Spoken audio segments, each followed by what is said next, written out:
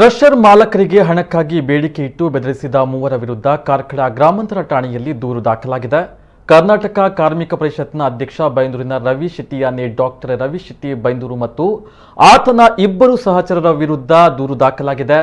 ಬೆಳ್ಮಣ್ಣು ಗ್ರಾಮದ ದುರ್ಗ ಕ್ರಷರ್ನ ಮಾಲಕರಾದ ನಿತ್ಯಾನಂದ ಶೆಟ್ಟಿ ದೂರನ್ನ ನೀಡಿದ್ದಾರೆ.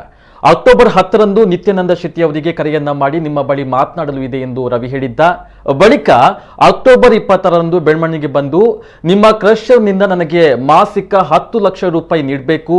ನಾನು ಕಾರ್ಮಿಕ ಪರಿಷತ್ನ ರಾಜ್ಯಾಧ್ಯಕ್ಷರಾಗಿದ್ದು ಉಡುಪಿಯ ಕಚೇರಿಯ ಇಬ್ಬರು ಸಿಬ್ಬಂದಿಗಳಿಗೂ ಮಾಸಿಕ ತಲಾ 15,000 ವೇತನವನ್ನ ನೀಡಬೇಕು ಎಂದು ಸೂಚಿಸಿದ್ದ. ಇದನ್ನ ನಿತ್ಯಾನಂದ ಶೆಟ್ಟಿ ನಿರಾಕರಿಸಿದ ಕಾರಣಕ್ಕೆ ರವಿ ಶೆಟ್ಟಿ ಹಾಗೂ ಇಬ್ಬರು ಕ್ರಷರ್ನ ಛಾಯಾಚಿತ್ರಗಳನ್ನ ಕ್ಲಿಕ್ಕಿಸಿದ್ರು. ಅವರನ್ನ ಪ್ರಶ್ನಿಸಿದಾಗ 5 ಲಕ್ಷ ರೂಪಾಯಿ ನೀಡಬೇಕು, ಇಲ್ಲವೇ ಈ ಭಾವಚಿತ್ರವನ್ನ ಎಲ್ಲಿಗೆ ಸಲ್ಲಿಸಬೇಕೋ ಅಲ್ಲಿಗೆ ಸಲ್ಲಿಸುತ್ತೇವೆ ಎಂದು ಬೆದರಿಸಿದ್ದಾಗಿ ದೂರಿನಲ್ಲಿ ತಿಳಿಸಲಾಗಿದೆ.